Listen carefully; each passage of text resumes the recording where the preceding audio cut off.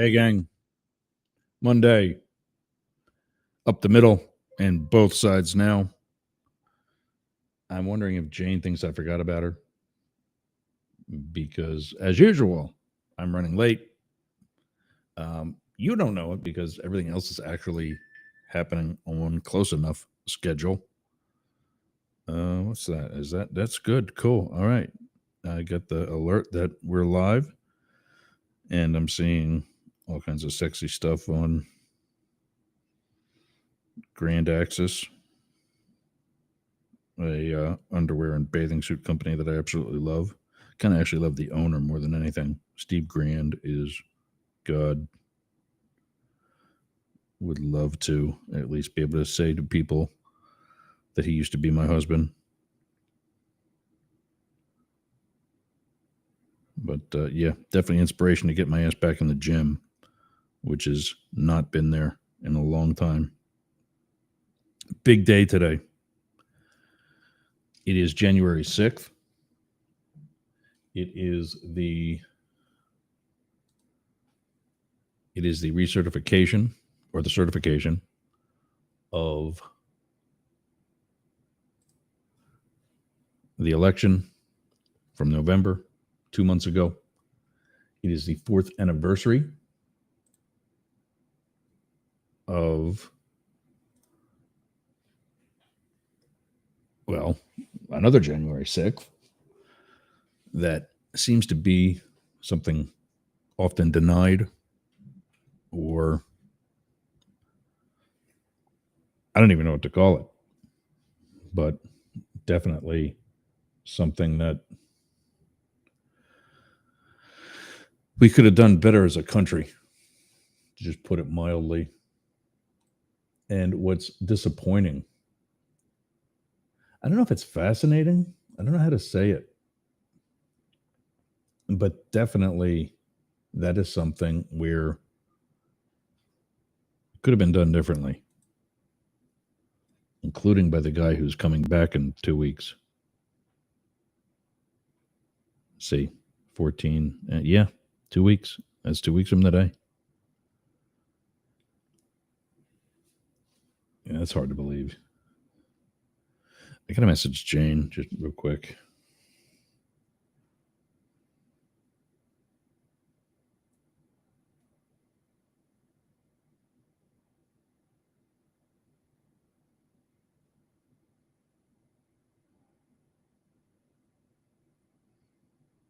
I'm in.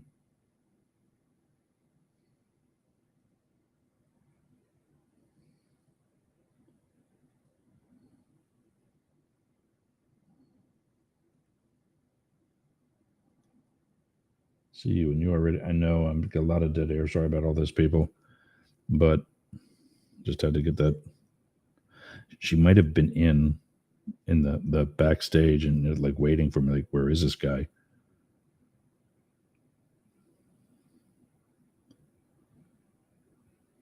But oh wait, I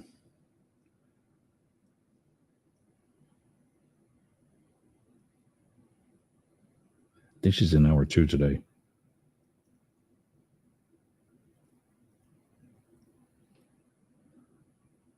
Number 2.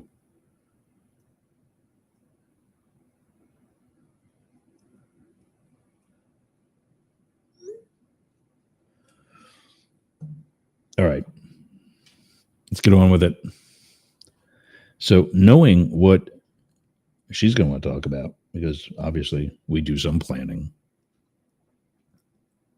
Gary V, who's been subject of us before,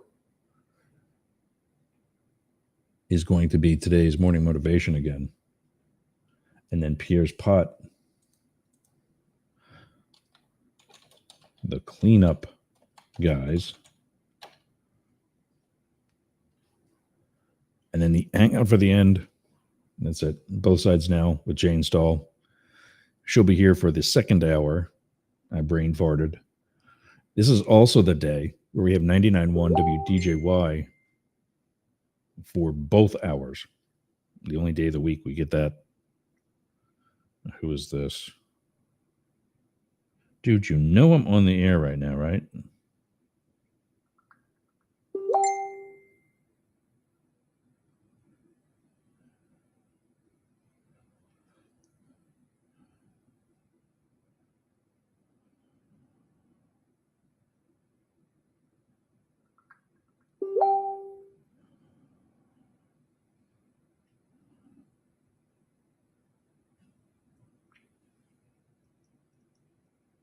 On the air at the moment. Oh, like, anyway, whatever. So that's where it's coming. I'm hearing the ding from Facebook Messenger. I've got Facebook actually open on one of my browsers because I was putting out the message that, hey, we're going live. Please come watch.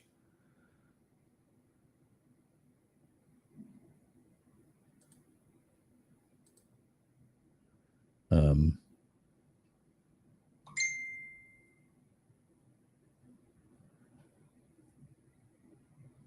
I wanted to try and check back on Instagram more frequently so I can recognize people in that chat. I mean, there's no real need for it per se, but yeah, I want to kind of be nice about it, you know, to I see that all kinds of people check in on Instagram, even though the chat on Instagram is not connected to the joint chat that happens on my dashboard that all the other apps take part in, or most of the other apps take part in.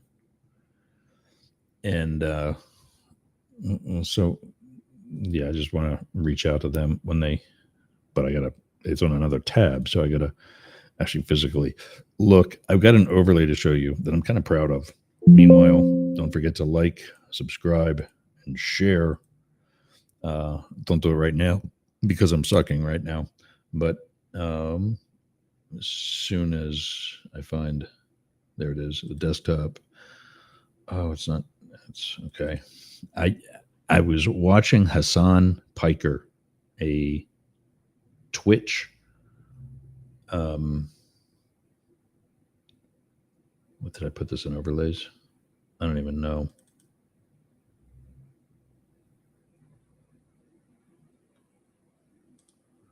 Oh, damn it. Where did I hide that? Rough graphics, maybe? Political. Is it here? Come on, where are you at, Hassan? I got banned over the weekend. Here it is. I'll put that on. I wanted to upload it to Restream. But there I am in the stream chat on the right. You are banned from chat. You are unable to participate in this channel's chat until a monitor unbans you. The channel allows banned users to request an unban once they have waited 1 month. Why? I mean, I don't care. I liked this guy because of the clear, what's the word I'm looking for? The clear, he is also not as progressive as he is. There's some things I think he might be a little bit more conservative about, and some things where he's not, and that's fine. At least he's not, rubber stamping things. But he was on yesterday and was just boring me to tears. And so I said it in the chat, and like 2 seconds later, banned. And I'm not exaggerating; it was that fast. Like, okay, goodbye. I really don't care. All he was doing was sitting there talking about his upcoming trip to Japan, and he wants to collab with this creator, and oh, I really like this guy. He shoots ball. He balls really good. Talking about basketball, and I'm like, dude, do you know my generation has a slightly different definition for that phrase, or slightly different usage? And maybe he does, and maybe that's why he says it. But I was literally like I am now, and that's why I'm going to stop talking about it because I don't want to bore you to the same tears that I was bored to yesterday. But it's Monday, January 6th, and I remember 4 years ago being in the final year of my career and being stuck in the Los Angeles field office. Look, people, you know what's going to happen. The orange one is going to um, pardon who he wrongly and disgustingly refers to as hostages or political prisoners. They are criminals, just like he is. They are criminals, tried, convicted, just like everybody else in this judicial system. There's no such thing as not deserving or deserving a pardon. That is up to the president. But don't change the fact that these people are traitors. And frankly, so is he. I've said that before. You can't lose an election, then sit there on the phone on a line you know is recorded and say, just find me 11,000 votes. You can't have classified information at your house and show something as sensitive as our plans to attack Iran and show that to party guests because you want to look cool. I don't get how this doesn't piss off the 70 some million stupid people that voted for him. And I don't get how those same people fall for the so-called record-setting election when it wasn't. He didn't have any more votes than what he did in 2020 when he lost to Joe Biden. And I say that loudly for two reasons. One, to point the fact out that here with the same amount of votes and he wins, which I admit happened, he won. We'll talk about that in a second. But here with the same amount of votes with which he won this year, 4 years ago, that same amount he lost. So there's no record being set unless you're talking about the one that was already set 4 years ago by Joe Biden. Unless you had just a few more than what you had in 2020 when you lost. But that brings me to the next point is the number of votes. Relatively the same amount. This year, he won. So his opponent, by definition, would have had fewer. And therefore, by definition, A equals B, B equals C, C equals A. This was not an election that Donald Trump won, which he won. I'm not saying he didn't. I'm not a denier. But from a strategic and operational standpoint, he didn't do anything better than he did in 2020, obviously. It was that Kamala Harris didn't do it as good as Joe did. And that is the reason why he won, simply because she lost. And any political scientist worth their weight, any consultant, political consultant, left or right, is going to tell you that because it's the truth. So don't expect to hear that on Fox News. Don't expect to hear it on Newsmax. Certainly don't be sitting down and waiting for Benny Johnson to say it. I mean, oh, I forget what it was I saw of him last week. It was some post about something. And I think it was on the air because I know I pointed it out to somebody at some point. But I figured out why it was getting whatever attention or posts or something, because his logo is a cartoon caricature of his face. Thank God it's not a real photo. But he looks like Waldo. Go find Where's Waldo.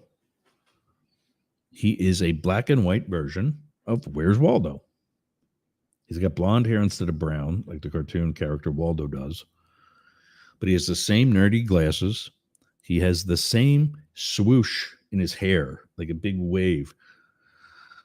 Like anybody else we know. And the kicker of that is he didn't used to have that until a certain, I don't know what to call him, till a certain role model of his took office. I don't know, but my hair is kind of slicked back in a ponytail. And just the fact that it's slicked back, people might say I'm a Biden wannabe. I'm not. I hope I make it to the age of 81, but I certainly don't want to still be working at 81. I want to be able to pass this whole thing off. I hope it's a profitable company by then.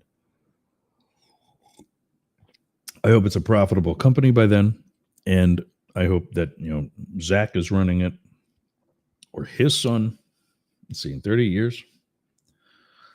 Let's see. He's 20. He's living with his girlfriend already. And it was largely due to Helene, but I certainly saw something like that coming soon enough.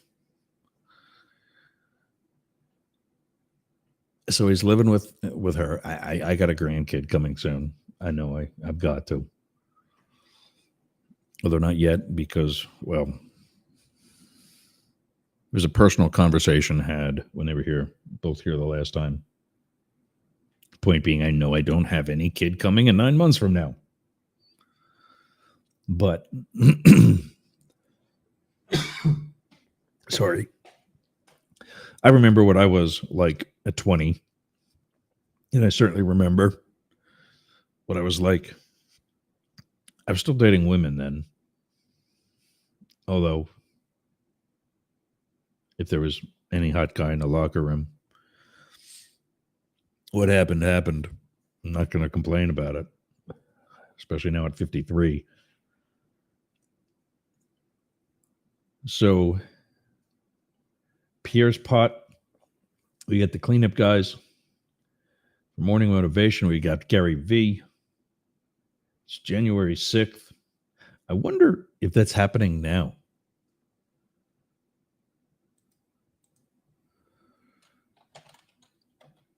Let me look that up quick while we're also setting up for Morning Motivation and everything else. Well, there we are. We're on YouTube, which I know, but still.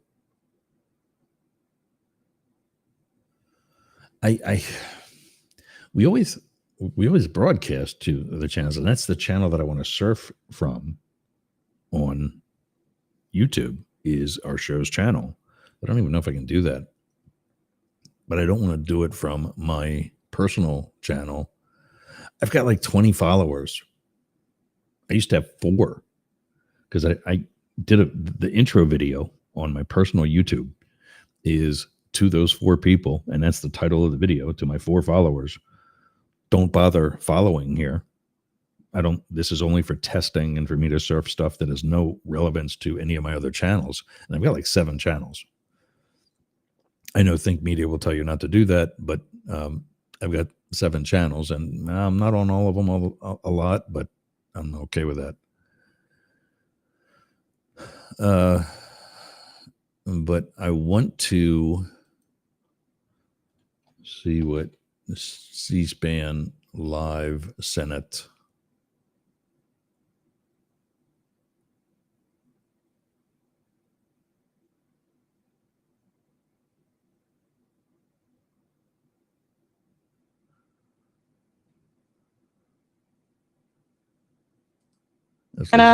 Puerto Rico, the Virgin Islands, and the District of Columbia were not called, representing collectively 4 million Americans.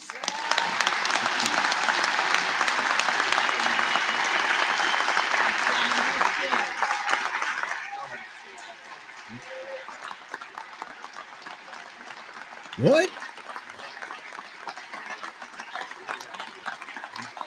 Is this live? Mr. Speaker, collectively the largest per capita of veterans in this country. Does the gentlelady have a parliamentary I asked why they were not called. Have some respect. It's not going to take. Gentlelady is recognized. I asked why they were not called from the parliamentarian, please. Delegates-elect and the resident commissioner-elect are not qualified to vote. Representatives-elect are the only individuals qualified to vote in the election of a speaker. As provided in Section 36 of the House Rules and Manual, the speaker is elected by a majority of the members-elect voting by surname.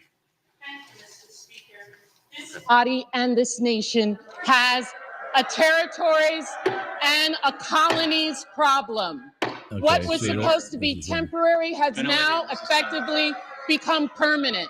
We must. All right. So I didn't bother putting that on the screen because I did see that it was from 2 days ago, which is actually 3 days ago now. But she's getting some applause from both sides too. This is kind of impressive. I pulled that up because it's a search for the Senate, which is supposedly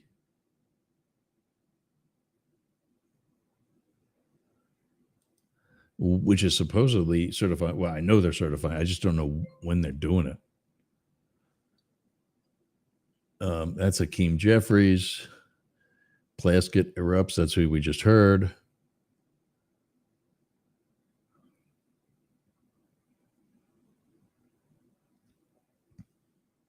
Jane Stahl will be joining at 12. Some guy saying that Buddy Holly never died. Well, dude's a rock star. Why would he have gone in hiding? That makes no sense.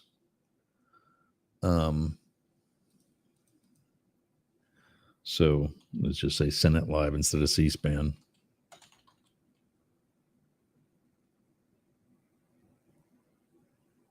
Senate vote certification.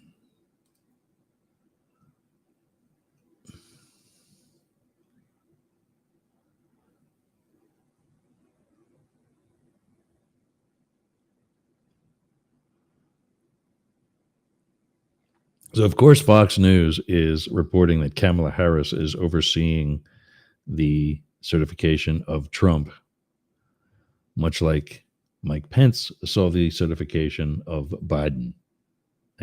I don't know. I don't get it. You know, it's a job. It's what they do. I don't think he's actually certified yet, though, because I don't think it was supposed to be until like later this afternoon. And 4 hours ago, well, I mean, let's see. Was Trump? Let's do this.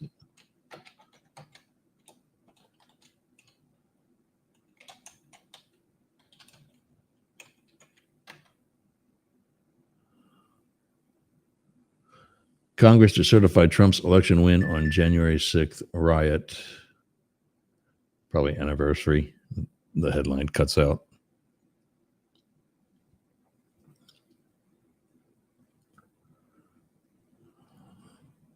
That was 20 minutes ago, so I doubt they'd done it yet. Congress gathers to certify Donald Trump's win 4 years after he inspired a riot. I mean, yeah.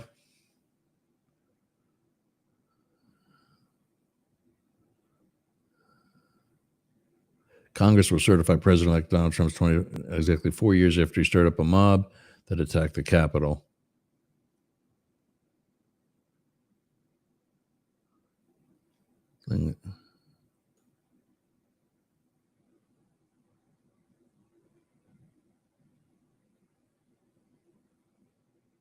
Congress certified Trump's electoral college win by it's there's nothing really anymore that is anything but ceremonial.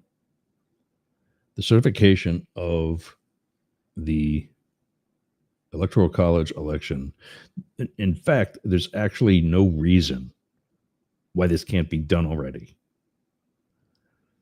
The only reason that the election was then, and it used to be now, the election used to be now, and the president didn't take office until like March.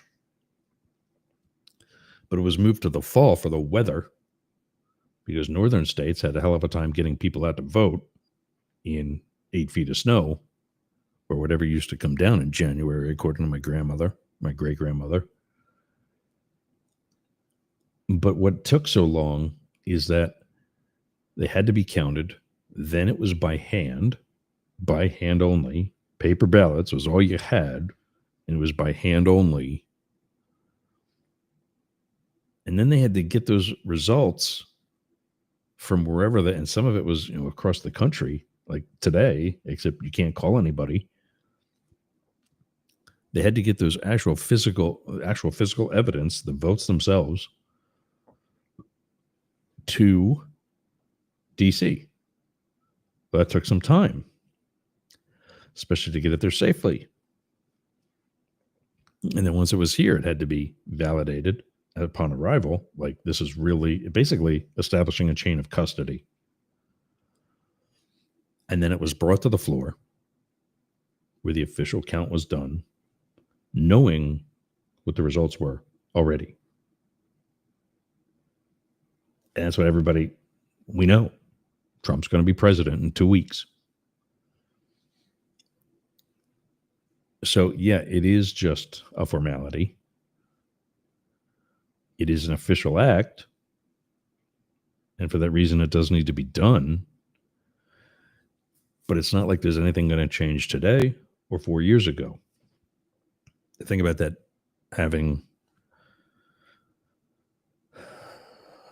think about it, being from 4 years ago is when Trump essentially, and I've never sugarcoated. I sat in Los Angeles, as I was saying at the beginning of the show, on my sofa, just rocking back and forth. And I got to put this on vibrate. Hold on.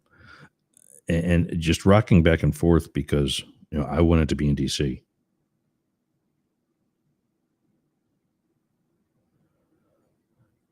I wanted to be there, with some friends who I found out after the fact were indeed at the Capitol. And I wanted to be busting some heads. There's no reason for you to be that engulfed in a political movement to do the things that were done 4 years ago on this date, 4 years ago. Nothing. There was nothing that was said or done by Donald Trump that could not have been fact-checked by anybody.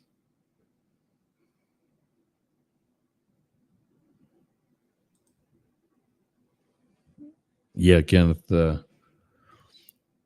Don't mind checking out guys in the locker room.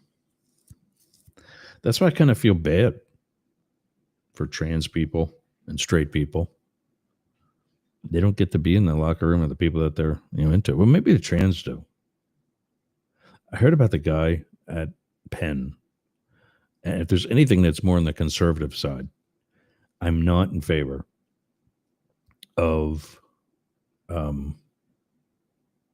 trans athletes competing with biological athletes, especially male to female trans athletes competing with biological females, because there are things that have not changed yet. And in this case of the University of Penn swimmer, I don't remember what his name was, but I get her, the actual female from the other school, I get her emails, and she's just, okay, you made your point. It's not that big of a deal anymore. Let it go. Move on. Get on with your life. But that doesn't mean that it's a good idea to have these guys in the locker room with women, because this guy was identifying as a woman, the student from University of Penn swimming, on a good day, at the end of a heat, would rank 4th. Maybe. Transitions or begins the transition process, and bottom line is identified as a female, to which the NCAA let him swim against women. And he's winning heat after heat after heat. And it's just like, really? Come to find out that she, to be proper about the student's identity, she changes in the locker room with other female student athletes, although he still has his male parts, and would walk around the locker room completely naked and not with a towel on, not with any level of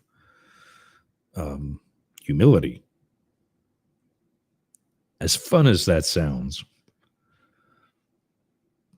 that's not going to turn out the way it does in the movies. And you know what movies I'm talking about. So, yeah, that's that being said, I don't believe that happens as frequently as what the right will make you think. Good morning, Ken. Welcome, everybody. We're doing up the middle right now. Both sides now will be at 12 when Jane Stahl joins us. Ken's asking, will the flags be at half-mast? It's actually, mast, M-A-S-T, for the inauguration due to Carter. It's 30 days.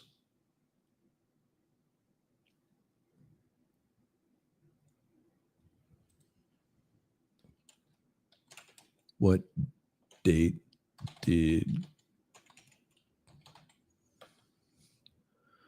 29th? So yes, that's right. It was my brother's birthday. It was this past Sunday. So yes, they will. I don't know if they'll be put to full mast for the inauguration and then relowered, but the 30 days did not start until after the 29th. In fact, I don't think it starts until after the president or the date of the president's order. So mathematically, yes. And also, fellow broadcaster Travis Evans, I got your call. Was it last night? Yesterday? I was in the middle of something, and then I crashed sitting in this very chair. I fell asleep sitting at this desk. And I said, okay, you know what? Maybe it's time to stop for the day. So, Travis, haven't forgotten about you. Want to hear how you made out at the studio, and if that guy was able to help you get those different apps on your new laptop, and if we got to pick up where he left off. We'll do that this afternoon. I got somebody else that I'm helping, Sport Cat Jackson from Paranormal Guys and the Misfits. We're getting the phone system, our new phone system that we've actually had a couple of months. We're getting him hooked back up with that. And I'm going to try to do that this afternoon too. And then I got a flow chart for the new website to get to my developer. I've been up since 4:30 this morning. And it was just one of those. So let's get into probably the entire screen here.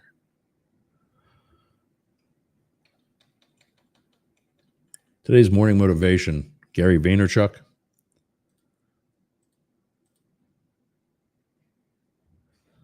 And life lessons. When Jane comes on in about another 20 minutes, we're going to be talking about what we want to leave behind.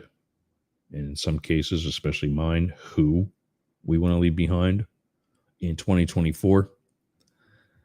And then also what we're taking with us into 2025.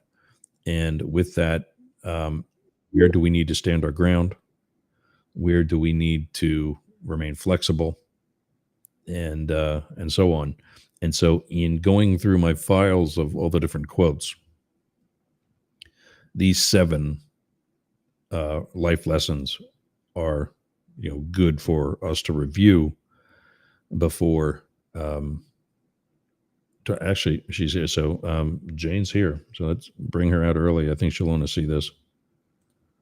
Hey. Yeah. Good morning. I just signed on just to make sure everything was working and that I was ready for you. So, and then I got these life lessons in front of me and I'm intrigued already. Yeah. Do you know who Gary Vaynerchuk is? Do you know Gary Vaynerchuk? Do you know who that is? No, I don't think so. Tell me. Give me a little background. He is, I think he's first generation American. I think his parents immigrated, depending on which country you're talking about, from Eastern Europe. And he grew up, I forget the ages, but his first entrepreneurial venture was, I think it was sports, like baseball trading cards. Oh. Whereas like a 13-year-old kid, 14-year-old kid, right. Yeah. was making $10,000 a month.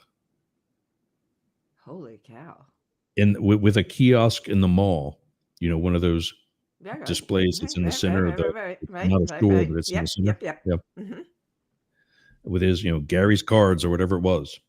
Wow. He's pulling in $10,000 a month as like a 14, 15-year-old kid. He becomes of age where he can now sell alcohol. Mm-hmm. And so dad says, okay, time to work in the family store. They had a wine store in New Jersey. And goes to like $2 an hour working for his dad. Okay. And so later in life, he and his brother start a media company. I think really the first one was Obama was really the first president to really use social media in presidential campaigns. But he didn't do that.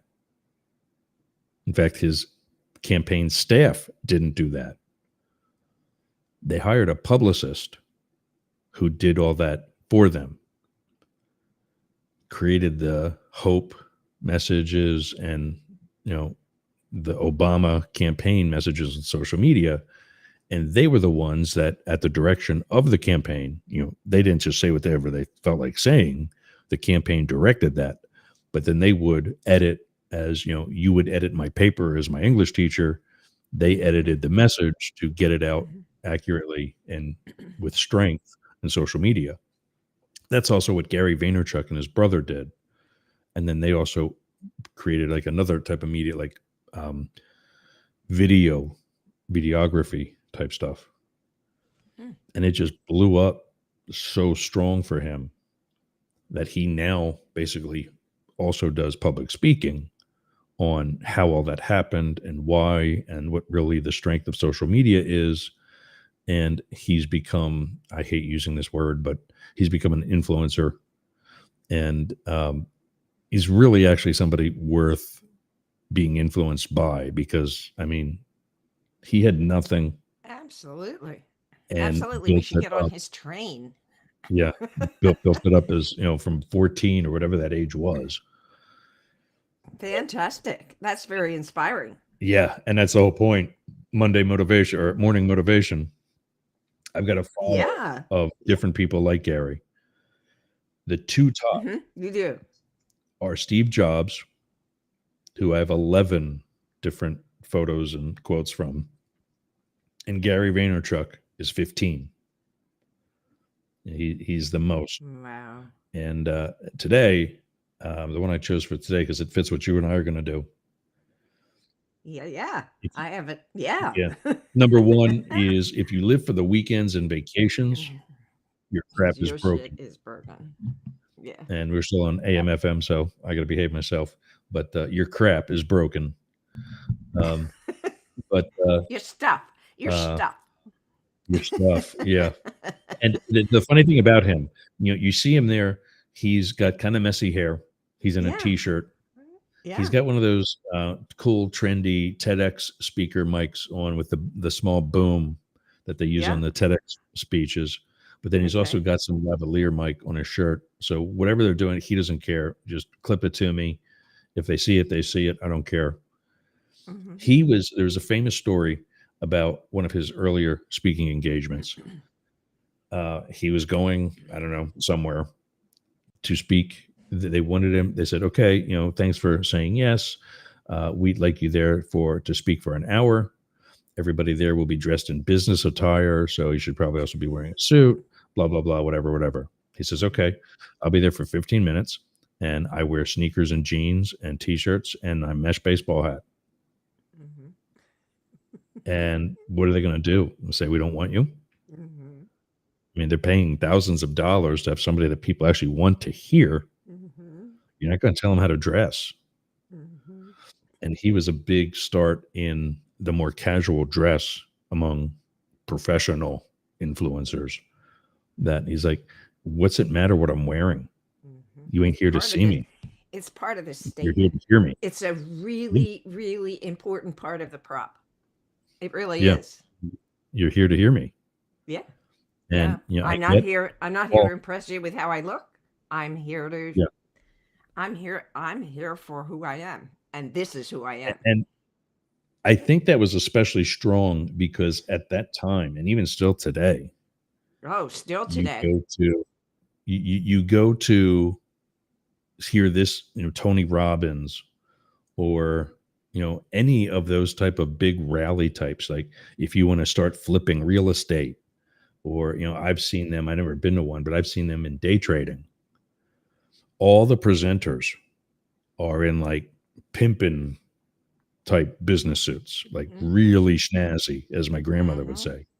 Snazzy. And it's that's a word I haven't heard for a while. Sorry. Snazzy. Snazzy. Yeah. And it's part of, I can afford this suit. Yeah. So that's why I'm wearing it. Yeah. And if you want to be like me, you need to sit here in the audience and listen to me and blah, blah, blah, whatever. Yeah. He's like, yeah, no, I don't do that. Yeah. John Fetterman in Pennsylvania, the senator from Pennsylvania? Yeah. The hoodie? Senator hoodie? I have a little trouble with that. And so it is really the US important. Yeah. It's important. It's important for me to, to think about that today with your commentary about Gary. It's part of the message. I recognize that, but it still bothers me. How's that? I wish he'd wear long pants. As you know, we didn't get to meet up, but I was home for Christmas and we went to the New Year's Eve service. I was in jeans in church. And I know that's also a thing now, but growing up as a kid, you didn't do that. We wore our Sunday school clothes. Let me tell you something. When I was probably about 10, 11, something like that, I was so excited for Easter morning because I had a brand new suit to wear. I had a hat to match. I had shoes to match. I had gloves to match. And the night before church on Easter Sunday, I could barely sleep because I was so excited to wear my new outfit. Sort of sad, isn't it? Well, yeah, Just, a little nostalgia there. yeah, but I don't know. Is it? It's not sad. It's pathetic. I think. Well, I think what might be a little bit more sad is that people don't consider a need for business attire as much as what I don't have. Excuse me. I don't have business attire anymore. No. Of the 9 suits, I think it was, that I had when I left the Secret Service, the day that I left Los Angeles, I gave 7 of them to Goodwill. And I remember the guy in the unloading area going, "Wow, you're changing careers." I'm like, "Yeah, happily."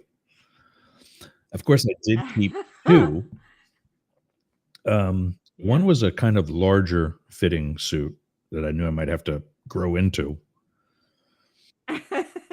And another was a custom fitted suit that I still squeezed into.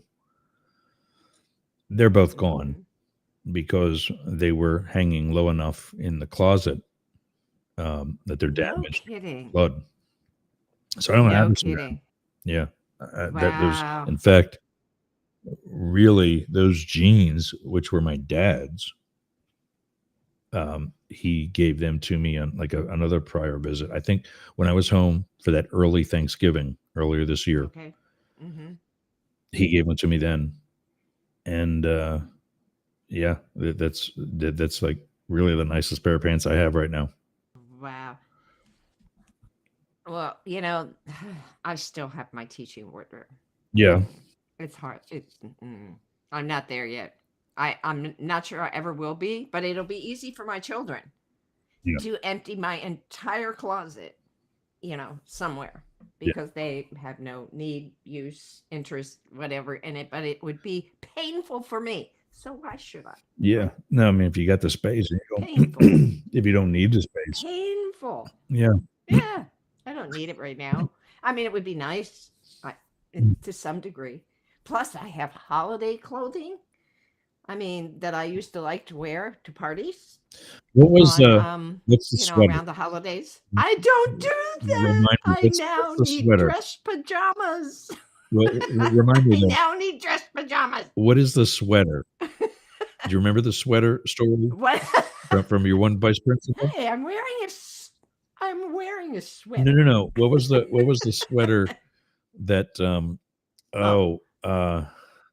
was it Les King? One of your vice principals.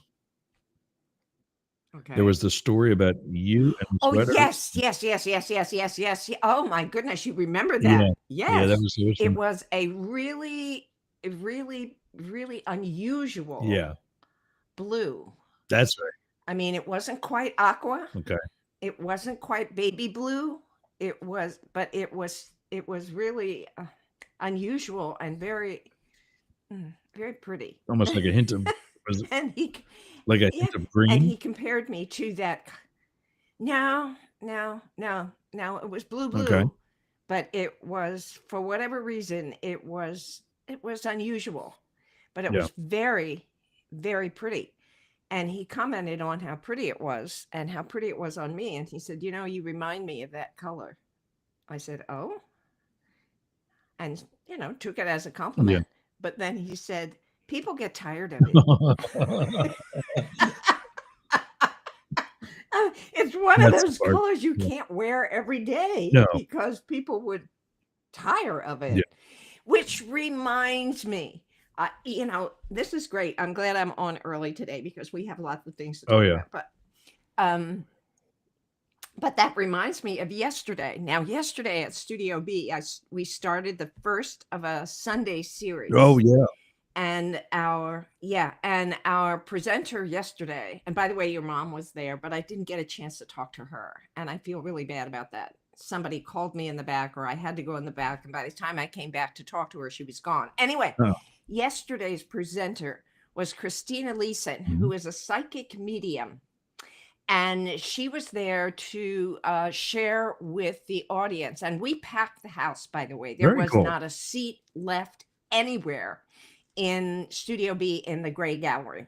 You know, it was really great. Christina lamented that she had forgotten it was playoff games for football, and she said probably lots more people would have come had she scheduled it quite differently. But thank goodness she didn't, Yeah, yeah. because we had no room. That's Anyway, good.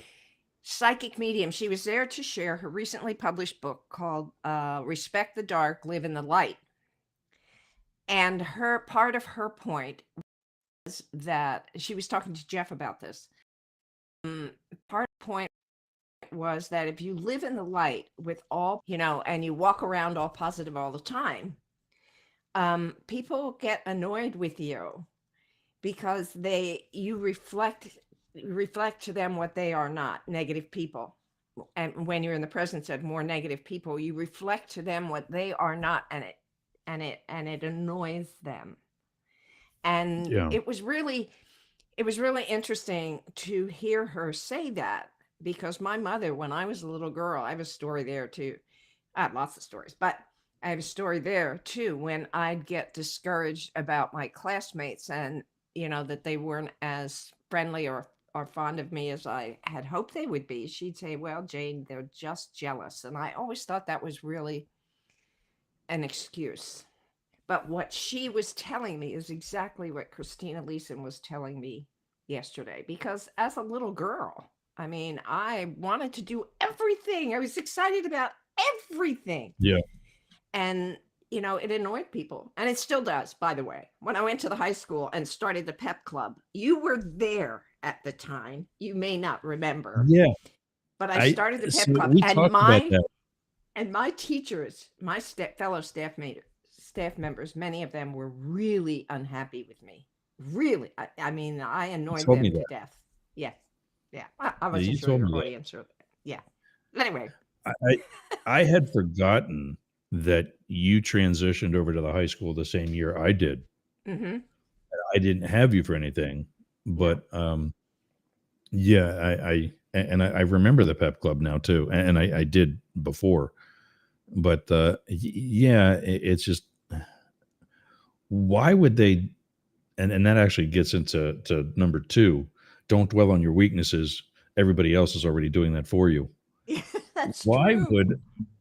would they care? If they had no interest in it and they didn't have to do anything with it, why would they they care felt that? they did. That's it. They felt they did.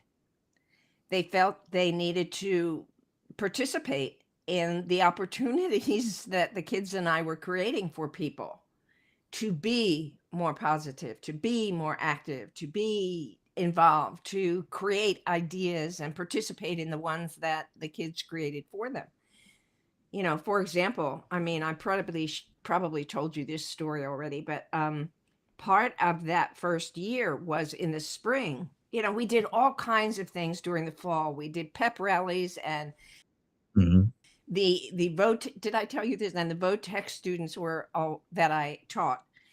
VOTEC and general students were always so annoyed. They said, oh, these academic types, these jock types always get to do the pep rallies and we're never invited. I said, well, then we're going to plan one. And I asked the administration if we could add a pep rally to the schedule that the VOTEC students and the general students would plan, organize, and run. And that was interesting. With the VOTEC? Because a lot of the VOTEC either started at the VOTEC school and came to the high school for the afternoon, or vice versa. Mm-hmm. Right. Was it the scheduling that made them think they were never invited? Like, 'cause it was Oh, work in no, the they just afternoon? felt less than. Yeah. And they felt like they were the have-nots. Yeah.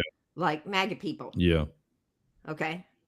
They felt like they were the have-nots, that nobody ever invited them to participate. So I said, okay, so we're going to do a pep rally and you're going to come up with ideas and you're going to organize it and you're going to run it. And they realized in that, how much time and energy it took. Yeah. And were they interested ever in doing a second one? No. They were cured. No. Yeah. No. But I gave them the opportunity. Yeah. And it was all part of that. But the staff, again, it's the same kind of thing. That spring, we did all kinds of things in the fall and the winter. We had a December, it was a Care Bears December, where we did something new in December every day. It was like an advent calendar. Right. But one day we gave out Hershey Kisses to all the kids. Another day we gave out candy canes. Another day we said dress like a tree, like a Christmas tree. And I wish I had some of the photos of the staff members who actually did somehow dress like a tree. One of them brought in a whole branch, and tied it to their body, decorated it with kind of ornaments, and walked around. There we go. Taught their classes, Nice. dressed like a tree. We had a lot of fun, but once again, it presented a challenge to those who were not interested in playing the games, who weren't interested in figuring out a way to participate, and I respect that. Yeah. I respect that. And if they had said to me, hey, well, I'm just an observer here, but go for it. All right. Yeah. It would have been one thing.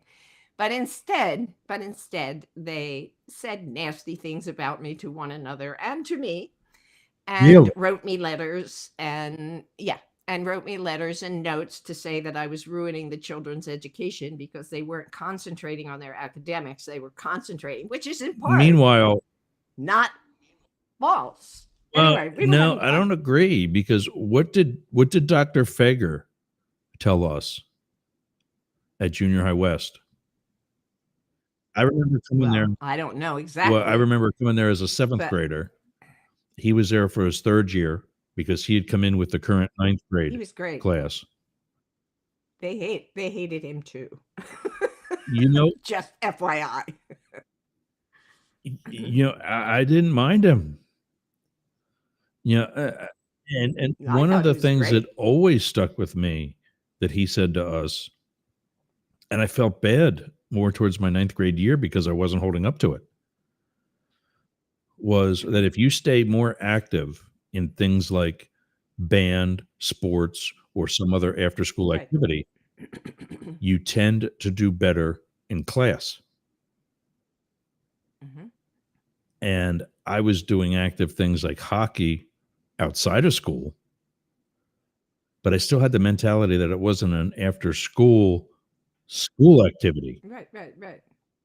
And so I felt like I wasn't, inspiring myself or whatever to do well in class, and I actually started not doing as well. No kidding. And it always stuck. You didn't feel as engaged with the school, maybe. Didn't feel as engaged with that whole culture. And so because you didn't feel as engaged, it didn't matter to you as much, and so you didn't try as hard. That makes sense to me. I mean, I still had a busy schedule. I still, was leaving for the weekend. It didn't connect. Yeah, but it didn't connect with the school life. Yep, that makes sense to me. Anyway, like I was saying, we did all kinds of crazy things. And then in the spring, I said, okay, what can we do? And I said, all right, let's have a Saturday where every department figures out a way to do something creative on one Saturday in April. We'll call it the spring. Yeah, we'll call it the spring fling thing. Well, all right. That's who I am. Anyway, I put out an announcement, sent it out to everybody, allowed people to know what I had hoped to do, to have fun in April on some Saturday, to blah, blah, blah, all those kinds of things. And I held a meeting after school one day, and we had 100 teachers about in high school in all the departments. Was there that many? Ross, nobody came. Oh. Nobody came except my one principal, who was my cheerleader, and an English teacher who had tried something similar and met with the same results a dozen or so years before. Who was your assistant principal? And so that at that time, Mike Plattis, you would not have remembered. I do remember him. Tall guy. Oh, maybe you do. Mike Tall Plattis. guy. Mike Plattis. Yeah. No, that was Feeser. Mike Feeser. Plattis was the shorter The guy. Filipino. Oriental kind of. Like Filipino, South Pacific. Yes, something like that. Yes, Hispanic. Yeah. Yes. I remember him. I remember both of them.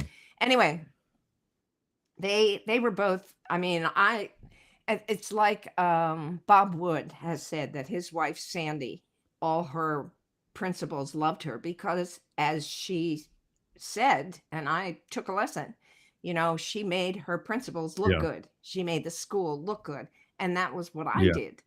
You know, I do all these things, you know, and they could brag about what they were doing, what was happening at their schools, you know. But all of that contributed to a real resentment of who I was and what I was doing. And I mean, it's a pattern in my life. So it's just who I am is what I do. And it took me a long time. But that day that nobody came to my meeting, I went home, I remember, and took a shower that evening and just sobbed. Sobbed you know, shower. I was in a I didn't want my husband to see. I didn't want my children to see how upset I was. So I took a shower and sobbed. Yeah, I get that. I was on a call this morning at 8. I was up since 4:30 this morning. Oh my goodness. Yeah, I was surprised to get your Yeah, note it was early one of this those, morning. you know, I don't know how much I had to drink yesterday, and I don't mean like liquor. I had my normal Bloody Marys for the Sunday, but I don't know if I drank a lot of else because I was up 3 times overnight to go to the bathroom. Oh. I'm like, okay. Hey, honey, let me tell you something. It's part of getting Oh, yeah. older. My husband sometimes counts 7 times. It's part of being a male and getting older, I think. But I know I've actually looked into it for like enlarged prostates and whatever. I can actually get it worked on and, you know, have better bladder control and, you know, get rid of more when I go. But it helps if you stop drinking anything after 6 o'clock. I can't. I got it. Like coffee takes me all day to finish. Basically, it's a 2-mug carafe of a French press that I'll finish tonight after dinner. Just because it's like a nervous tick. I got to have something in my hands. I know. Yeah. Paul used to lots of coffee when he was younger. And then he went to iced tea for watermelon season. He will eat half a watermelon. And then he's up 7 or 8 times doing But that's hydrating too. Water. They call it watermelon for a reason. Yes. He loves it. Anyway, so so Christina Leeson, and I forget where we were going with this, but Christina Leeson said something my mother always told me, and I thought, and it's something I've lived my entire life and have had to let go of any disappointments I have had in other people for not really appreciating what I do. So anyway, and that's so when I've been telling people, you know, on social media what today's episode is about, and telling people what today's episode about, you know, in person or whatever, about how we're going to talk about things that we've left behind in 2024 and what we're taking with us into 2025. And when I said the 2024 part, I actually did that last. I said, you know, and what we're leaving behind. No, and what and who we're leaving behind in 2024 and what we're bringing with us into 2025 or something like that. Yeah. It's on my social media. Go look if you want to see exactly what I said. But, you know, without naming too many names, because I pretty much have already. Yeah, that really focuses on don't dwell on your weaknesses. Everybody else is already doing that for you. You know, quote number 2. But also spend 0% of your energy on things that don't matter.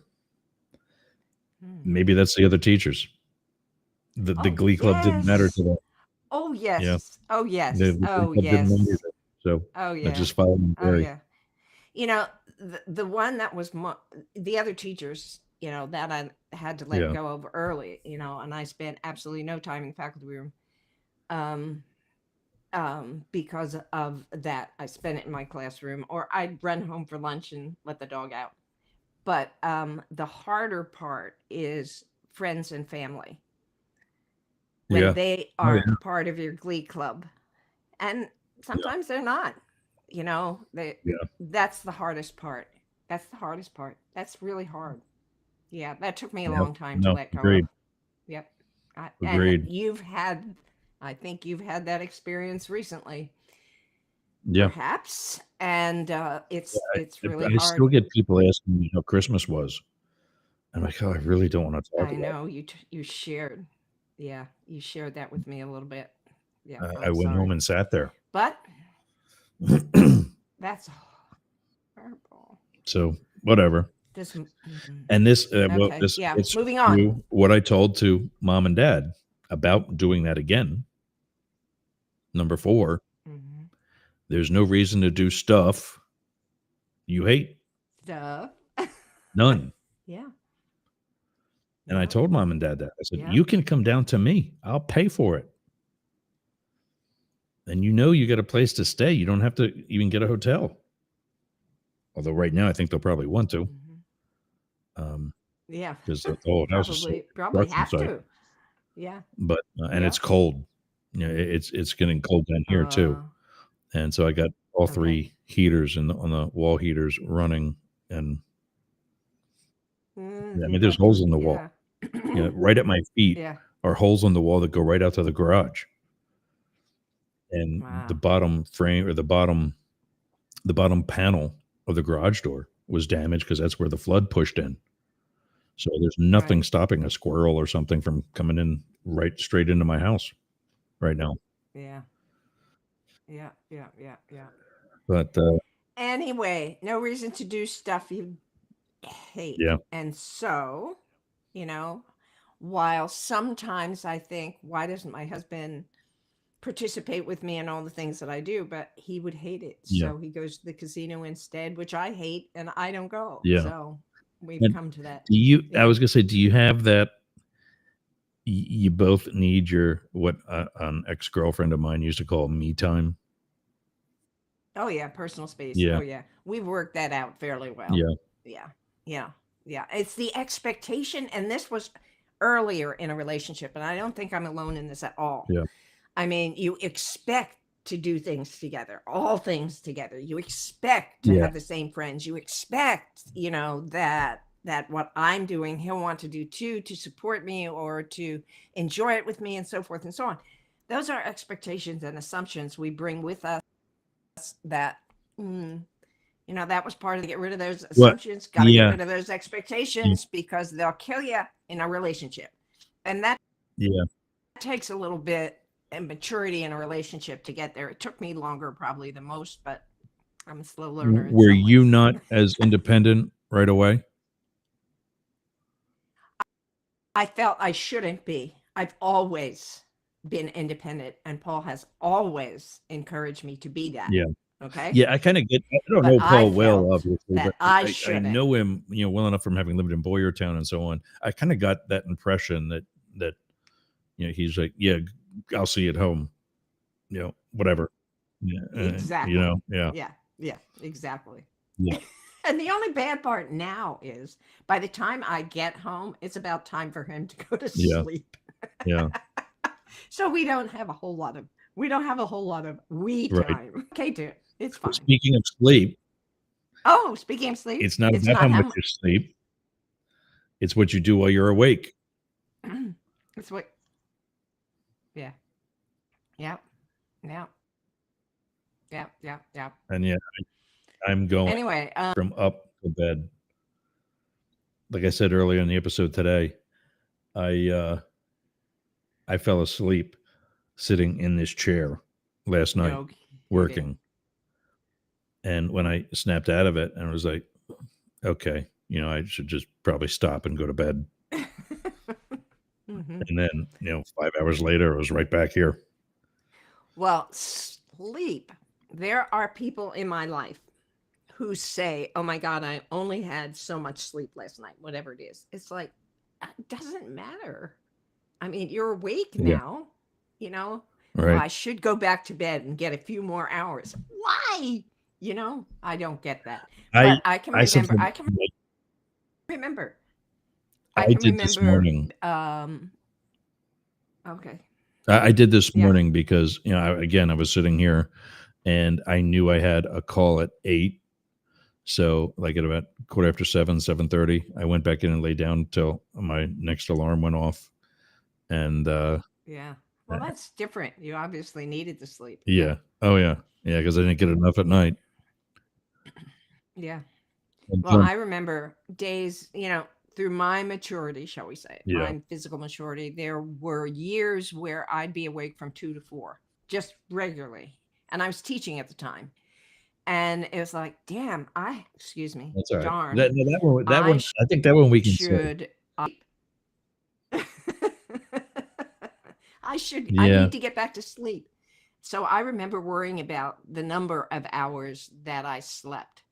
And then obviously, when I retired, I no longer had that pressure. I was still awake for 2 hours and sometimes went back to sleep and sometimes didn't. It always felt good when I was able to go back to sleep, even if it was for an hour or so. So I get that. I get that. I I get that. I wonder if I also both my parents have sleep apnea, and Ah, I wonder if I have that too, because mm, through high school, I had the mm. worst time falling asleep at night, and then I had the worst time getting up in the morning. Wow, I guess so. Yeah, that's horrible. And That man, insomnia is horrible. Is yeah, horrible, horrible, horrible. And I remember that when I had children, and they would not sleep well, and therefore I could not sleep well. And when they were up in the middle of the night and I couldn't go back to sleep, I was not getting any sleep. Being a mother of young children or parent of young children and not getting any sleep is horrible. And I have always said, if I yeah, get enough sleep, I'm good to go. Okay. But sleep is critically important to me, which is one of the reasons why I never like to go to sleepovers. I need to sleep. When I'm awake, I'll be good, but I need my sleep. I hated prom nights because they wanted you to be up all night long, go to the, what do you call it, pagoda or whatever, see the sunrise. Take me home.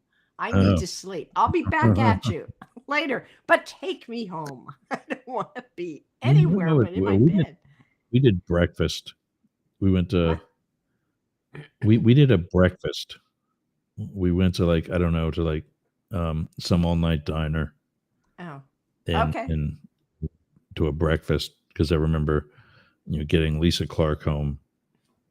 And then I went in my excuse me, in my grandmother and grandfather's Lincoln Town car Oh my goodness. to my baseball game. Oh my And goodness. that Saturday or Sunday morning, whatever the next day was, umpired baseball, getting changed at a Lincoln Town car Yeah. Oh that my had gosh. that where the interior. I remember telling she actually believed it for a moment and then kind of figured it out. But the interior of her car or of my grandmother's car and her dress, Lisa Clark's dress, was the same, very similar maroon to what your turtleneck is. And and Okay. and I told her I had the interior of the car reupholstered to match her dress. That's And funny. she bought it for like 30 seconds and then was 30 like, seconds. Okay. yeah, yeah. Okay. What's next? Sleep. 6. Take us. Take a step back and think about how awesome it actually is. Mm, And he's got another quote that says very similar to that one, that the end result is not, and it really relates to a lot of what he said here. There's no reason to be doing things you hate. If you live for the weekends and vacations, you're broken. He said that the end result is not the roses. The start is the roses. The process is the roses. The entire venture is the roses. If you're living just for an end result, Yeah. let's and Right. I do that Right. here. Even living in a construction site and in a neighborhood that oftentimes looks like a war zone.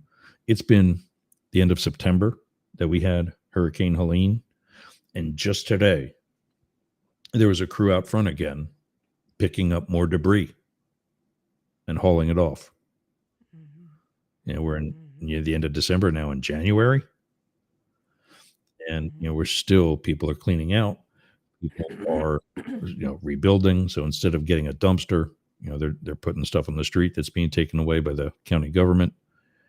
But I still, even with that, I walk around saying to myself how much I love living here. In this particular neighborhood, this type of environment, being on the water. And I get what he's saying. I just stop walking my dogs and look around and go, yeah, this is where I want to be. Yeah. This is it. Fantastic. That's fantastic. That's fantastic. But I really, yeah. I recall when you read that quote, the moment in my life that came to mind instantly was the day, and I know I've told this story before, was the day that a newspaper editor from the Boyertown Times, Diane Van Dyke, came to my school to talk to my students who were part of my Bear Fever committee. And we were, in the next day or so going to debut 30-some bears that, we had taken several years to get sponsors for and to get decorated and clear-coated and ready to present to the public and install around town. And she came to talk to the kids about what they had learned, what they were taking away from the project, what the project did for them, what it was like, and so forth. And listening to those kids. I mean, I just sat at another desk and listened to them talk to her about what they had learned from the project. And I could have died then. I mean, I just sat back, as he said, and saw how awesome what we had done was. Yeah. The whole process. That's still a thing too. That's pretty incredible. Yeah. Yeah. The Bear Fever. Yeah. 20 years. Yeah. 20 years. Yeah. We started in 2003, debuted them in 2005, 35 sculptures, and now have over 90, 20 some years later. That's awesome. Yeah. It's pretty amazing. It really is. It really is. It really is. So I do step back all the time.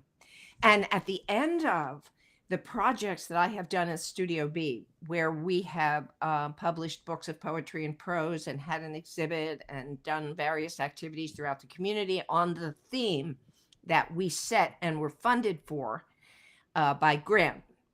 At the end of those projects, when the art exhibit, when the opening is over, okay, when we have had the poetry reading from the poets, authors, when we have done that, when it's all over to do the dishes, I just sit there at the desk and marvel. I take a step back and think how awesome it actually is. So I know that feeling. It's beautiful. Really. Absolutely beautiful. A lot of work, a lot of lost sleep sometimes, but awesome. Yeah. Anyway. At number 7. Yeah, no, that's last one is make every decision based on your last years of life instead of just the next 10. What does that mean to you? I've been telling people, I'm going to die in this house.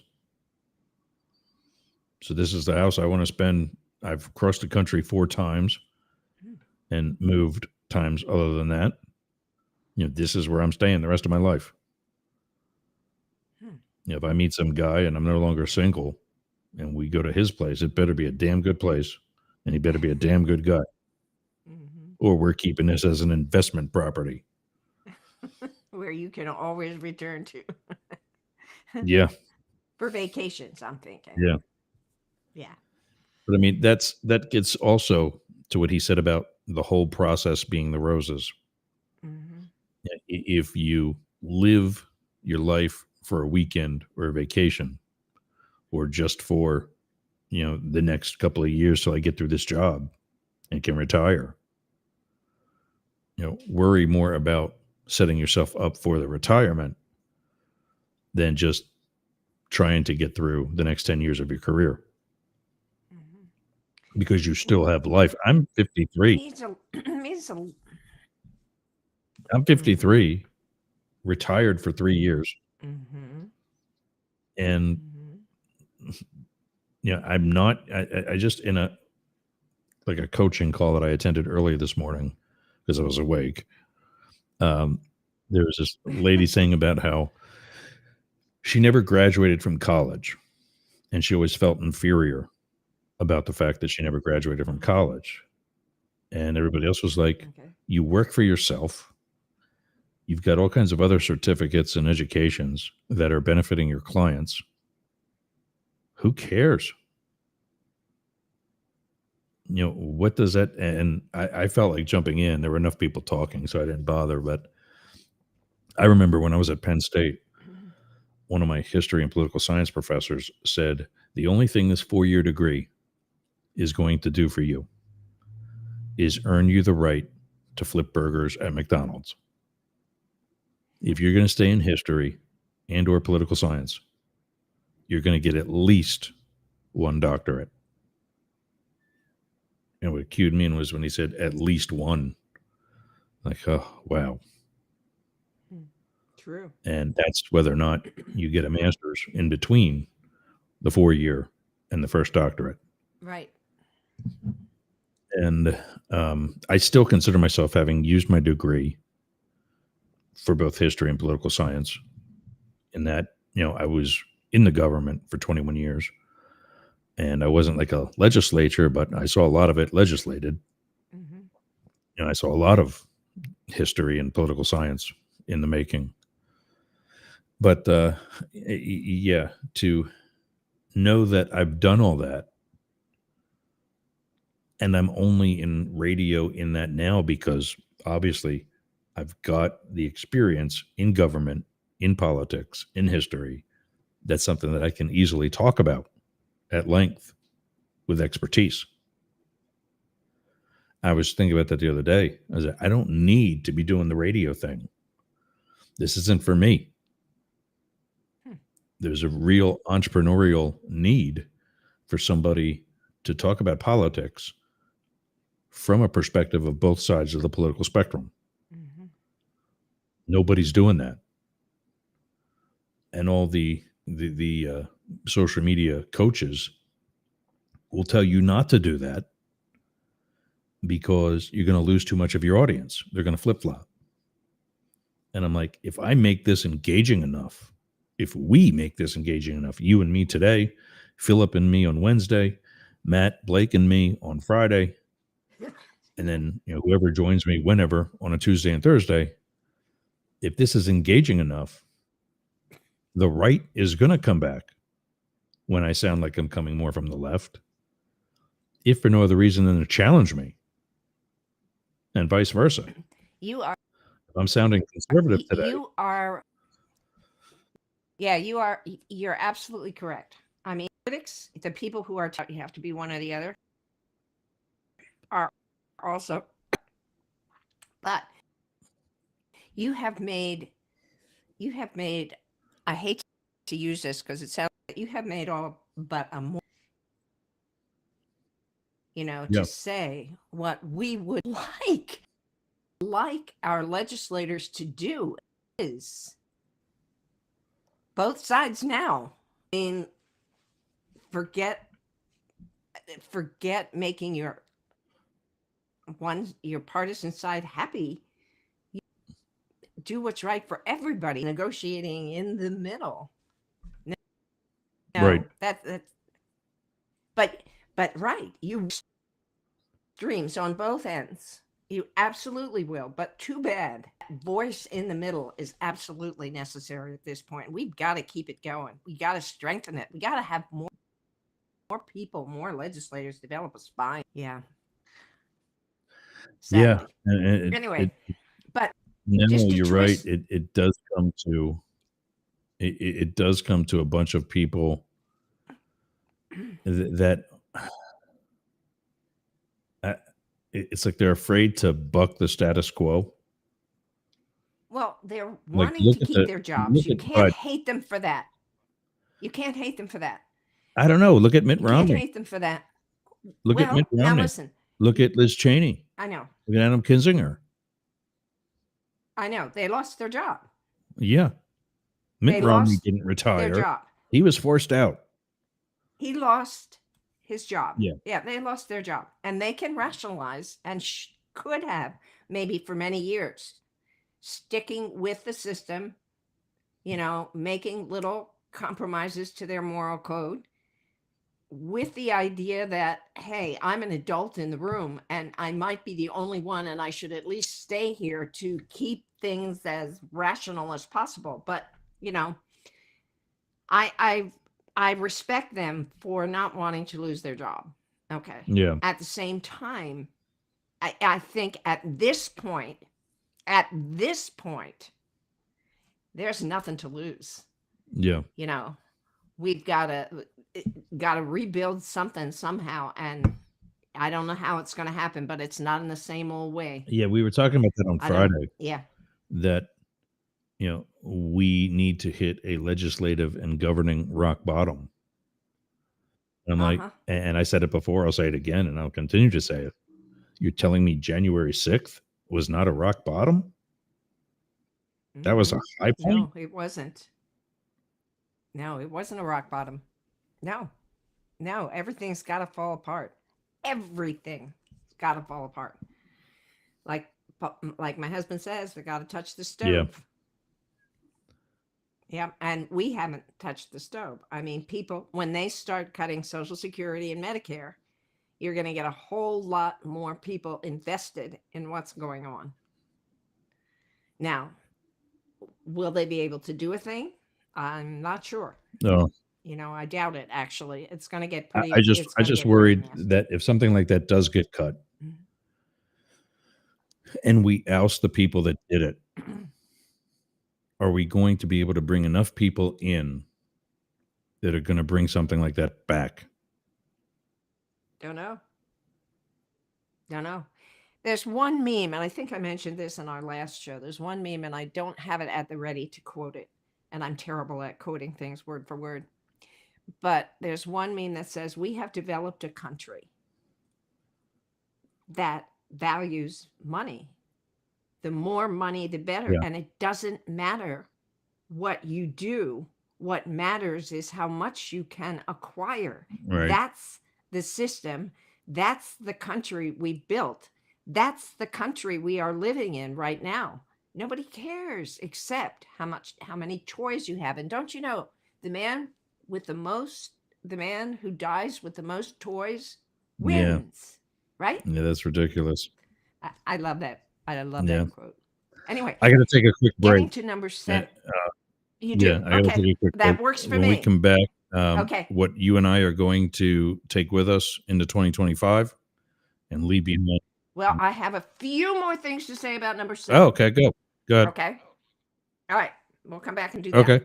All right. And then we'll move to 2020. 99.1 WDJY and America One Radio and the rest of the Mastiff Media Network. You're on both sides now with Jane and Yergz. We'll be back after this. Hey, gang, it's Yergz. Do you have a podcast? Of course you do. It's probably one of the reasons why you listen to us. Well, I got something for you. Flowsend.ai. All you do is take your pre-recorded data, click, drag, and drop right into the inbox for Flowsend AI. Click a button, and out comes everything that you're going to need. From the transcript to content, such as keywords, titles for your episode, the timeline, posts for LinkedIn, posts for Twitter, Instagram, other smaller platforms. All the things that it takes you hours to do.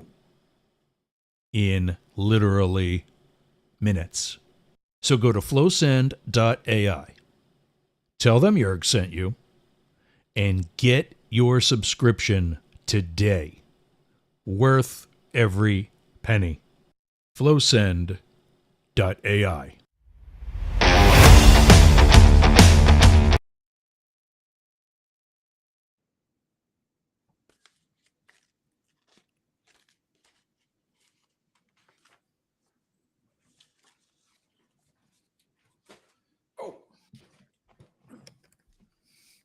I thought there was more than one commercial on that. I forgot that I got rid of like the Surprise. I was wondering, should I talk here? Matt did that. Until you get back. So Matt did that. I'm really glad to get back. Was it 2 weeks ago, I think? I had some technical issues with something. I don't even remember what it was, but they couldn't hear me, and I couldn't hear. I think they could hear me, but I couldn't hear them or whatever. And so while I'm trying to fix things, I can't talk because nobody's hearing me anyway. So he took over the whole show from where he was in Ohio, and we were on. It was Friday, so we were on the Tan Talk network, which is also AM FM, and they're like, "Yeah, we got dead air. Somebody's got to do something." And so he started talking about Christmas, Merry Christmas versus Happy Holidays. We had that. Anything to talk. What? I didn't know this about him. He grew up as a Christian in a Christian family, but one of the evangelical faiths, I think, he did not celebrate Christmas as a kid.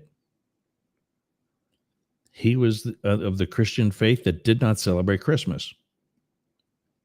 Like he didn't do the gift giving and Santa Claus and all that stuff. There are like Jehovah's Witness. Yeah, possibly. I think, and they do not celebrate any holidays at all or do any gift giving at all. We lived in a townhouse prior to living where we're living now, and the people who bought our place were Jehovah's Witness, and and we tried to have somewhat of a relationship at the transfer of the property and all that kind of stuff and gifts and so forth. And they absolutely refused, nope, can't do that. Wow. So I took the kids there, trick or treating for Halloween. Mistake. Because they said, "I'm sorry, we don't do this." Wow. So, anyway. So we talked about Christmas and Halloween, both of which are pagan holidays. They're not Christian holidays. Exactly. And in fact, Jesus wasn't even born in the winter. He was born in the spring. Right. Around the time of Easter, right around the time he was crucified. Obviously not the same year, but he was born in the spring. And that the only reason his birth was celebrated at Christmas is to combine with a pagan holiday that is the original Christmas, so as to better acclimate the pagans into Christianity. Oh, they piggyback. Yeah. I guess it was probably, no, it wasn't at that. I was going to say at the Council of Nicaea, but it was actually Emperor Constantine that did it. I need to research more about that because that particular, whatever you called it. The Council of, and I can't spell it, but it's with an M, Nicaea. And I know exactly. Yeah. My sister-in-law, she's a devout Catholic. Okay. And, early on in our relationship, it was like, well, those are not necessarily my beliefs. For example, I really, the idea of reincarnation really resonates with me, the whole Eastern philosophy kind of thing. And I said, as a matter of fact, it was decided at that council that you just mentioned. Did you say that it's with an N? Yeah. It is. I always thought it was with an M. Yeah. But it's with an N as in Nancy. Yeah. Anyway, I said it was at that council that they decided that Christians would not believe in reincarnation. And so therefore, these are men making decisions about the belief. And she said, "Oh, no. They were inspired by God. Therefore, it was God's decision that reincarnation is not Okay. a believable thing. So, anyway, I'm familiar with that council. But that's also But that is also where they decided he was going to be considered as the son of God. And yeah. that one, I only know that one from having watched the Da Vinci Code. Oh, the Da Vinci Code. Yeah. I love those books. They were great. Yeah, they are great. I really love them. Anyway, so getting back to number 7 for Maybe just a back up. minute so Yeah. we can move on. And I can't find it. No, now. Something about living your life. Living your life. There it is. Something about I have an echo now. Can you hear me? Yeah, I can hear you. And my echo's gone. Okay, so I'm good. All right, so make every decision based on your last years of life instead of the next 10. Okay, so that translates to me a little bit differently than it translates to you, given where I am Yeah. in this stage of life, because I keep thinking I should be cleaning out my closets, as we talked about earlier, giving away my teaching clothes, getting rid of this, that, and the other thing that I know I will not use in the next 10 years, And so all those thoughts I shouldn't be thinking about. I should be thinking about what articles am I writing for the Expression, what Be Inspired podcasts am I recording, So do you feel instead of worrying about my future 10 years, which are, they're going to be challenging. I know do that you my people feel tell me. that I don't know why we just lost the do you feel that now is a time to like later in life you do live for today as opposed to planning because you don't know if tomorrow's coming? Like, for example, Do I live more like that? when I was home for Christmas, I found out that there are Okay. 3 friends of my parents who in recent weeks found out they're all dying of cancer. 2 of the 3 are husband and wife. They both got it. Mm-hmm. And so is that, and I'll put it back up as I, refind everything here. It's okay. We don't need it. Is It's okay. is that almost reversed once you become a man or woman of a certain age? Like, do you live more for now, the next 10 years? Hopefully we get 10. I would be interested in Gary's take on that. Yeah. Yeah. I would like for him to comment on that to some We degree. got to write him. But at the same time, I think he might be right, period. And that my thinking about the next 10 years of my life is a waste of my life. Because exactly. as you just said, you don't know at any point in your life, you don't know what's going to happen tomorrow. And if I make decisions based on my last years, what decisions would I make? I guess that I would. Let me see if I can clarify this really quickly. Did you live like that? Did you plan? What? Did you live your life planning more for the last years of your life? No, I live my life. No, I live my life pretty much in the moment. I think a lot of people can know that. mean, I went into teaching because I knew there was security there. Yeah. Okay. That at the end of my life, at the end of my career, I would have a pension. Right. I think about And that then I every could day. do what I wanted. Yeah. And then I could do what I wanted. I mean, I could do what I wanted. And so I did plan my early life based on the end of my life. Okay. Yeah. But in the meanwhile, while I was doing that, I had a good time. I made the most of whatever was happening at the time because I had set the future that people worry about. I had that pretty well set. And so now, I should throw things away. I should get things ready for the kids when I'm no longer here to tell them what to do. They listen. But at the same time, I I started a podcast. I'm on my 6th season coming up Nice. in February. Do you believe that? I started the digital expression a couple years ago because I wanted to help my friend. Right. And I'm really having a great time with it. And I put everything else aside. I put cleaning out my closets, Ross, all those things that I should be doing looking ahead 10 Right. years. I ignore that and I do what I want to do. Yeah. No, I think. I write articles. I put things together. I have lunch with friends. I do all those kinds of things. Yeah. So I think I'm pretty good. I do as much as I can. But I think that also, now we can move on. Your take now also gets back to his spending 0% of your energy doing things that don't matter. Cleaning out your closets is something your kids can do. They can do, and they'll have an easy time with it. It will be painful for me. Right. It will be easy for them. So they might as well just But do what it. you're doing now is also making the start, the process, and everything the roses, as opposed to just waiting to get to the end and say, okay, I'm Absolutely. here. Yay. Yeah. Now what? Yeah. No, I'm having a good time. Yeah. What can I say? So, but I have, and part of that is lately saying no to things that I don't want to do. Yes. Yes. I got to learn that. Yes. I've got to learn that. Yeah.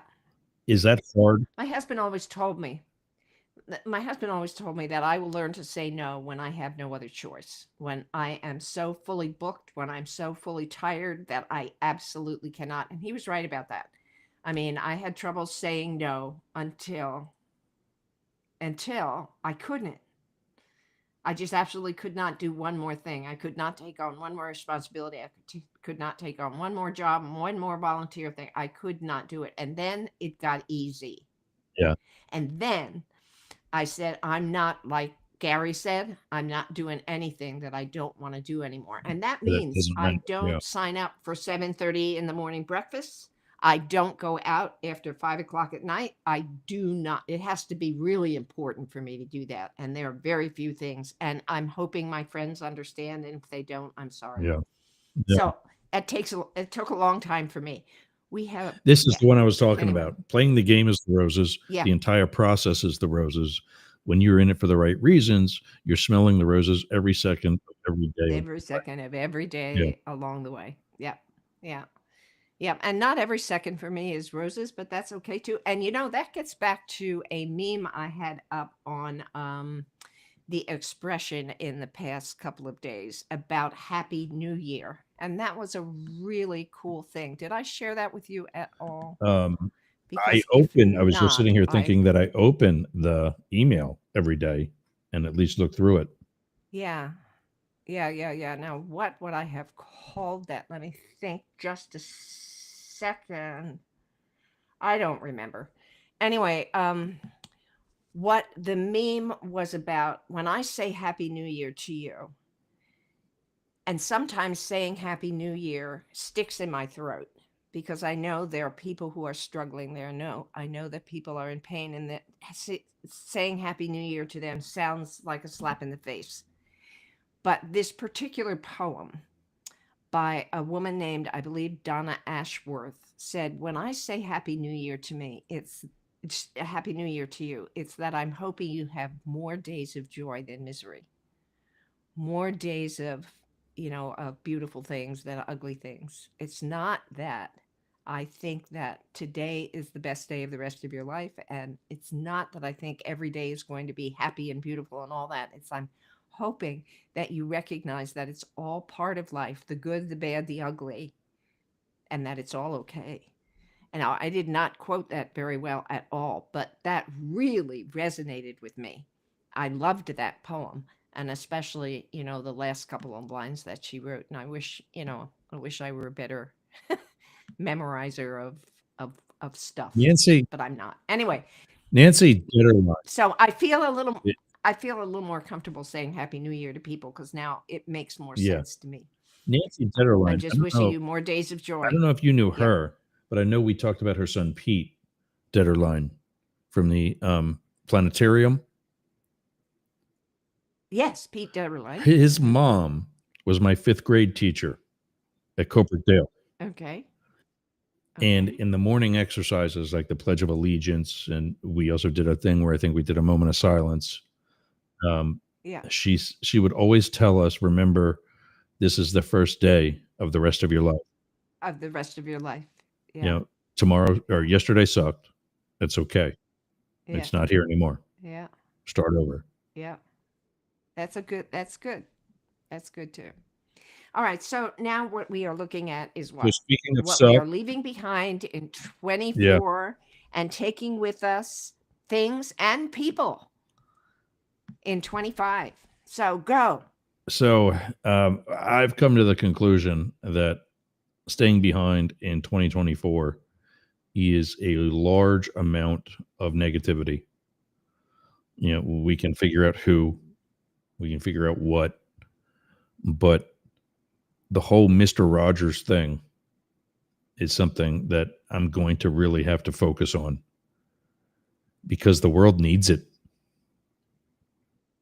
And the Mr. Rogers thing you're referring to, just for our audience, Was me being on some levels a kinder, gentler podcaster, radio host, presenter that educates, that is accepting, as hard as it might be, that also is Okay. able to step away and Okay. get rid, All right. not just get rid of, but let go of the negativity.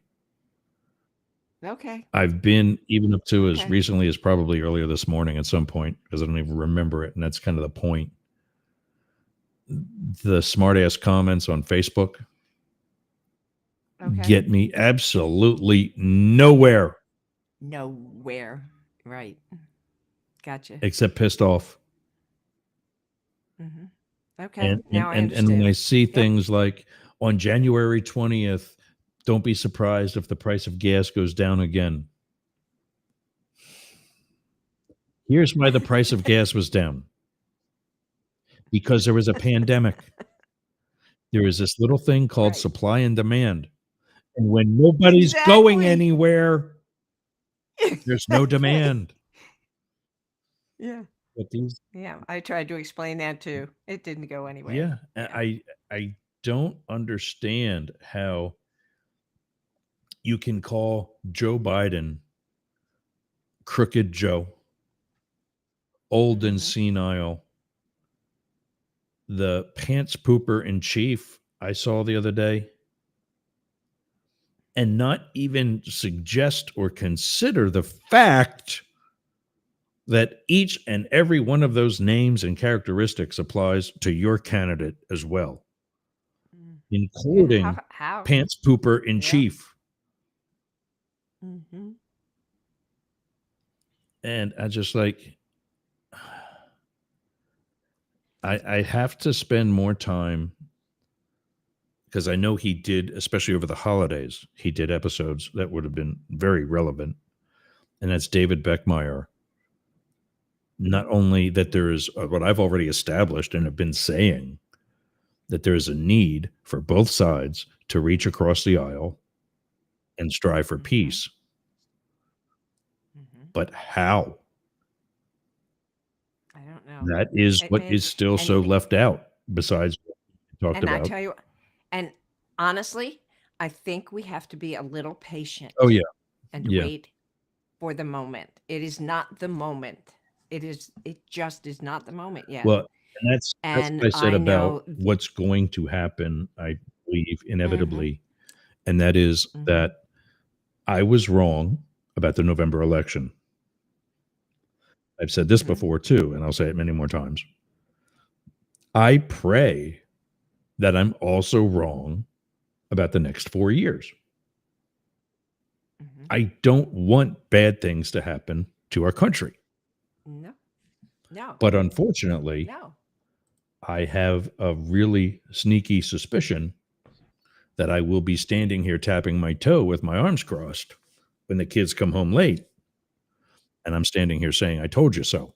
Mm-hmm. as Paul would say, don't touch the oven, and they touch the oven. Mm-hmm. And that's what's scary, Mm-hmm. is because when I'm right about it, it's not going to be pretty. Mm-hmm. And I'm seeing, again, back to Facebook and the uselessness that's created. I see these things, don't be surprised when the price of gas drops, because we're going to open up the Keystone Pipeline. It's already open.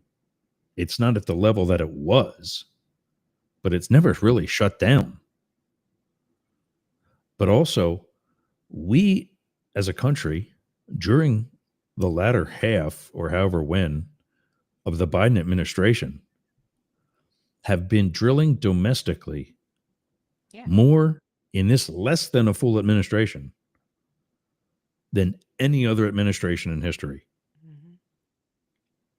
And the price of gas didn't go anywhere. Not even after the orange guy won, and everybody in Texas and in the South is like, hey, we got confidence in gas again. Mm-hmm. Like Speaker Johnson said, they're going to get rid of the electric battery mandates. First of all, that was never a mandate. Nobody was forced to switch to batteries within any short amount of time. Mm-hmm. It was a goal. That was it. And they were So- given financial benefits for doing so. So There was no leaving requirement. leaving behind in 2024 is some of the negativity, the sarcasm, the whatever, and putting in Yeah. its place is a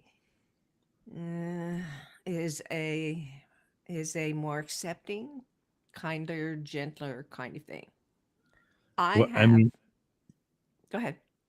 well, yeah, I was just going to say, yeah, accepting, and I know I actually used those words, but the one thing that we both, and I caution everybody to be careful about, in law enforcement, we were always told that during the course of an interview, never accept what you know is a lie. So if you're sitting there interviewing somebody, you're talking, whether it's an Gotcha. interview or it's Yeah. an interrogation, you're more aggressive, whatever the tone of that conversation that's happening. Never accept a lie when you know it's a lie. Mhm. Call them out right away. Right, but there's Because once you calling. accept it, Yeah. you've actually just let it be a truth. Mm-hmm. And God knows we've had that already. Mm-hmm. So there's something about standing firm in the truth. Yeah. Yeah. And that's the one thing that's going to be necessary, while also, Yep. your kids that- Trying not to deliberately antagonize through. Yeah. It's tricky. There's no there's cookie about it. crumbs. Yeah. There's cookie crumbs all over the kitchen counter that you just wiped. Yeah. Your kids are the only ones that are home. Exactly. You know what happened. Yeah. No, we've got But to yet, no, I stand didn't have firm any in the cookies. truth. I don't know what you're talking about, Mom. Yeah. How do you say, you better not ruin your dinner with Mhm. that look, Mhm. letting them know that you know they had cookies, Right. Right. without It's flat it's out going to be calling tricky. them a liar Mhm. and making the matters worse. Right. Right. It's going to be tricky. Now, before we end today, and we are approaching it, there's We only are. one thing that I want to. We're going to have to get back to this. There are many questions we have not answered, but I want to challenge you and our Okay. listeners something that that came across once again my Facebook page. And people can complain about Facebook all the time, but sometimes there are inspiring things, and I like to focus on those. One of the things that came through, and you can see it a little bit more if you go to the Boyertown Area Expression the end of this week. I have a little article about it, but what was suggested in this Facebook post was that you fill a jar once a week with a piece of paper. Once a week, you take account of what one good thing has happened to you over the course of the last week. And you write it down on a little piece of paper and put it in a jar like this, in a mason jar. And you can see I have one little piece of paper in the mason jar, which is something good that happened to me in the last week, whatever good stuff there is. And then if you do that once a week for the entire year, on New Year's Eve, we're going to get together and have a special show. And we're going to look at all the things that have happened to us throughout 2025, all the good things that have happened to us that we may have forgotten. And that will be an important way to end the year and begin 2026. Will you do that with me? Will you commit to doing that with me? And I just looked at our show notes and I realized that the Boyertown Area Expression.town.news is not in the contact us or social media link. So I put that in and we'll leave that there for future. Good. So later this week, go to Boyertown Area Expression.town.news. And the link is in the show notes. We'll put it in the social media as well. Yeah. So later this week, when do you think it's going to come out? Friday, Thursday, Friday? I have it scheduled for Friday. For Friday. So it will be, what you and I want to do today is look back over the last week since the beginning of January and put at least one thing in our jar. Okay. And then next week we will put a second thing in our jar until we end up with 52 of them. And we can share them if we want to as part of our show. What I've decided to do with the Boyertown Area Expression also is each week to find something inspiring that comes across my, I've been hesitant to do that a little bit, but I have decided that's one of the things that I love to do is sharing positive things, is sharing inspiring things. Yeah. So I'm going to try to do that. And I think that's going to help keep a mindset, positive mindset. It's going to keep a positive attitude and positive life. And it's 1:00 now. So this is Both Sides Now, and I'm Jane Stahl. And I'm Yergz. And we'll see you next week for more positive talk in a negative world. Bye. Yes, absolutely. Much needed. All right, my dear. I will see you. We'll talk during the week. And then, then I'll look for that on Friday. That's good. And I'll start collecting already. There you go. See which one. All right. See you again. All right, everybody. Bye. That is it for us. That is it for us. I got a puppy at my feet. Today's Pierre's Pot. I'll do that real quick, and then we'll get out of here. We rambled today. It was good. That was good conversation. That's exactly how it should be. Today's Pierre's Pot is. I keep walking the dogs, and it's frustrating because, I like I said earlier today, I love living here. This is an absolutely amazing neighborhood, and I've got a great life here. But with what happened with Hurricane Helene and how many homes are destroyed, they're still standing, and they can be rebuilt, but they are destroyed. There's still people gutting. And I mean, think of the mold that has grown in, end of September to October, November, in over 3 months. And there's still people not in their houses. I know from Hurricane Idalia from 2023 and some of the rebuilding that had to take place then. There were people back in their house for 2 or 3 months. They got back in this past summer when they had to gut the house and leave all over again because of Hurricane Helene. And even with that, now I was one that did not have to do that from Idalia. I lucked out. But because it was not as severe as Helene was. But is that how you want to live? Well, given that our neighborhood still looks like a war zone, I walk around and I see that. Thanks, by the way, Ken. Super fan Ken Williams checking in still. Glad you lasted the whole thing. I see that, and I'm like, when are people going to stop? Because by now we're in reconstruction. People are rebuilding. But instead of, as each construction site would normally have, their own dumpster that gets taken away by a private company, they're just piling things out in the street still. 3 months later. And I asked the guys today that we're picking up, I said, how much longer can we continue to do this that you'll still come get it? And he didn't really today was supposed to be the last day, but now they know they're definitely coming back later this afternoon. And after that, there may be another extension. We'll see. So I have an empty lot to my south between me and my next neighbor to the south that has a bunch of things that have floated into it and was never counted out because the owner doesn't live here. And we've all been busy with our own properties. So today I'm going to try to get some of that stuff out myself so that when they do come by, we can get rid of it for good. But I see that. And I think, I still love living here. Well, today's recipient of Pierre's pot are the guys who clean up for us after we clean up.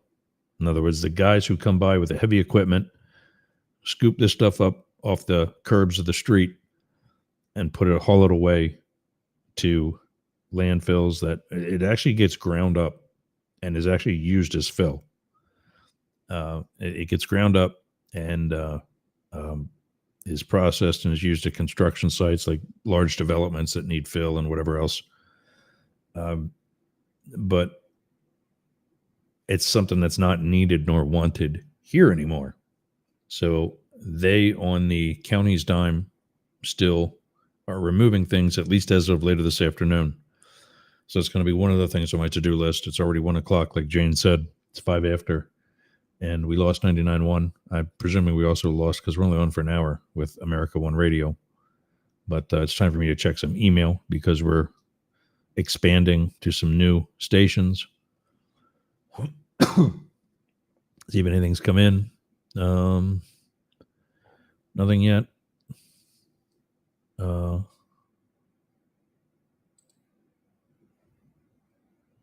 Total streams, 4 fewer than last month. Oh, that's because we were off the 23rd through 26th, but we're on every other day, including one Sunday the 1st of December. I don't know what I was doing then, but my restream email says that we were there. How 1/6 became the new 9/11. Wish it actually was. Maybe we would be repairing. But yeah, so here it is. To the people cleaning up our streets, we appreciate what you're doing. And I do hope to see you again because we got to clean out this lot next door. A toast of the morning sauce in your direction. Thanks for joining us, everybody. We'll see you again tomorrow.